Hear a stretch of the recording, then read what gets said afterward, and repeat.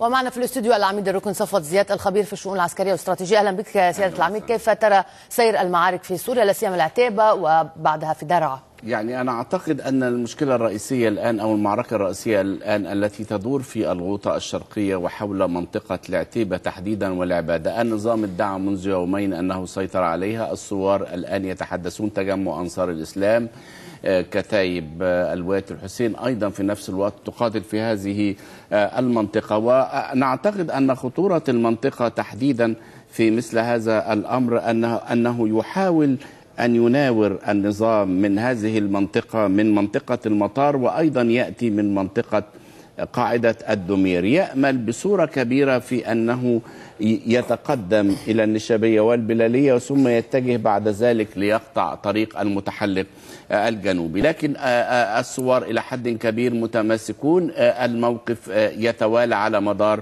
الساعة، وهذا هو الأمر ربما الأهم الذي نركز عليه. معركة العتيبة والعبادة تمثل معركة الغوطة الشرقية، والغوطة الشرقية هي تمثل معركة سوريا بالكامل، لأن الثوار عندما وضعوا أقدامهم هناك يعنون أنهم سيتقدمون إلى داخل العاصمة. ما رأيك بما قاله وزير الدفاع الأمريكي بعد زيارة إسرائيل من أنه الأدلة شيء وشكوك شيء آخر في رده على سؤال حول إن كان هنالك أسلحة كيماوية استخدمت في سوريا أم لا، وكأنه شكك بالمعطيات البريطانية التي صدرت قبل حين؟ نحن لسنا لدينا معطيات بريطانية فقط، نحن لدينا معطيات بريطانية ومعطيات فرنسية، والجنرال أيضا إيتاي برون أول أمس في محاضراته في معهد الأمن القومي الإسرائيلي تحدث، وهذا الرجل عندما تحدث عاود اليوم الحديث أنني لم أتكلم فقط عن صور بها ربما حدقات عين ضاقت أو ربما مخاط خرج من الفم، وبالتالي هذا الأمر يعتبر كأنه أحد الدلائل. يقول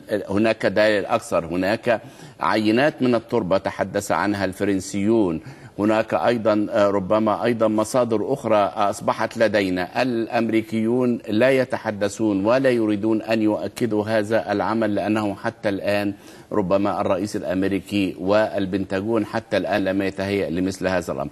لكن يبدو أن الإسرائيليين متأكدون تماما، وحديث إيتاي برون لم يكن على الإطلاق، وهو رئيس قسم الأبحاث والتحاليل في أمان أو في الاستخبارات العسكرية الإسرائيلية. كونه يقول هذا الأمر لم يكن أساسا كما يفسر البعض محاولة للضغط على الأمريكان للتدخل، ولكن بدرجة أكبر الرجل أصبح لديه يقين كامل سواء من الصور التي أتيحت ومن أيضا السامبلز أو عينات التربة التي استخدمت في التحليل. شكرا جزيلا عميد ركن صفوت زياد خبير في الشؤون العسكرية والاستراتيجية. شكرا.